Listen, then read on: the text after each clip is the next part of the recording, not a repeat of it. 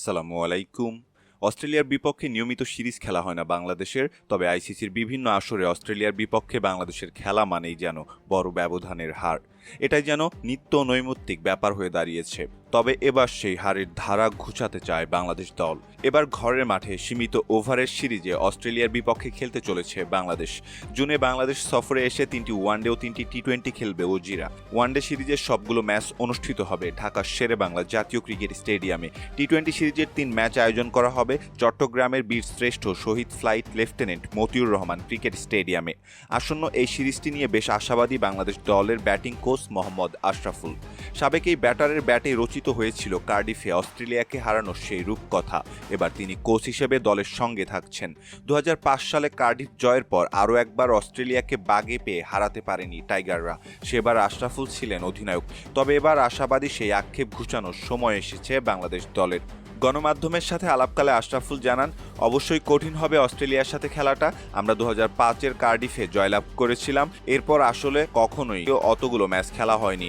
অল্প ম্যাচ খেলেছি আমরা, কিন্তু আর জেতা হয়নি বা কাছাকাছি গিয়েছিলাম একবার যখন আমি অধিনায়ক ছিলাম। 2008-এ আমরা অস্ট্রেলিয়ায় গিয়েছিলাম। আশরাফুল বলেন, অস্ট্রেলিয়াকে 198 রানে অল আউট করেছিলাম। ওই ম্যাচটা তামিম অর্ধশতক করেছিল, সাকিবও ভালো করে, কিন্তু জিততে পারিনি। ওই একটা ম্যাচেই মনে হয় আমরা খুব কাছাকাছি গিয়েছিলাম সেভাবে জেতার মতন। বাংলাদেশের বিপক্ষে সিরিজ খেলার আগে উপমহাদেশের কন্ডিশনের সঙ্গে মানিয়ে নেওয়ার সুযোগ পাচ্ছে অজিরা। পাকিস্তানের বিপক্ষে তারা 3টি ওয়ানডে খেলবে। একই দল বাংলাদেশের বিপক্ষে সিরিজ খেলতে আসছে। আশরাফুলের বিশ্বাস, ম্যাচ ধরে ধরে পরিকল্পনা করে খেললে ঘরের মাঠে অস্ট্রেলিয়ার বিপক্ষে জিতবে বাংলাদেশ। আশরাফুল বলেন, এবার অবশ্য আমরা আশাবাদী। আশা করব অস্ট্রেলিয়া যেহেতু ঘরের মাঠে আসছে, তাদেরকে হারিয়ে রেকর্ড বুকটা পরিবর্তন করতে। যদিও তারা আসার আগে পাকিস্তানে ভালো অনুশীলন করবে, সেখানে 3টা ওয়ানডে খেলবে, উপমহাদেশের উইকেট সম্পর্কে ধারণা পাবে। আমরা যেভাবে গত 3টা সিরিজ খেলেছি, আমি বিশ্বাস করি যে আমাদের খেলোয়াড়রা যদি সেরা ক্রিকেটটা খেলে, 3টা বিভাগই ভালো করে, অস্ট্রেলিয়ার সাথে ম্যাচ ধরে ধরে চিন্তা করলে সিরিজটা জিততে পারবো ইনশাল্লাহ। উল্লেখ্য, আগামী 9 জুন থেকে শুরু হবে বাংলাদেশ এবং অস্ট্রেলিয়ার মধ্যকার ওয়ানডে সিরিজ। এদিকে ফ্র্যাঞ্চাইজি ভিত্তিক ক্রিকেট টুর্নামেন্ট এলপিএল শুরু হবে জুলাইয়ের মাঝামাঝি সময় থেকে। প্লেয়ার্স ড্রাফট অনুষ্ঠিত হবে আগামী 1 জুন। তবে তার আগে প্রতিটি দল ডিরেক্ট সাইনিংয়ে খেলোয়াড়দের দলে ফেরানোর সুযোগ পেয়েছিল। সেই সুযোগ কাজে লাগিয়ে জাফনা কিংস দলে নেয় সাকিব আল হাসানকে।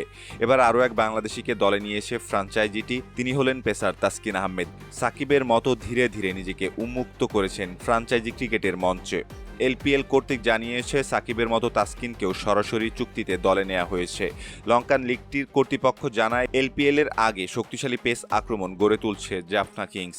বাংলাদেশের তাসকিন আহমেদ নতুন মৌসুমে যোগ দিচ্ছেন কিংসের হয়ে।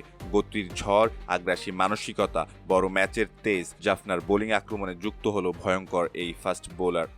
সম্মানিত দর্শক, এই ছিল আমাদের হাতে থাকা সর্বশেষ ক্রিকেট আপডেট।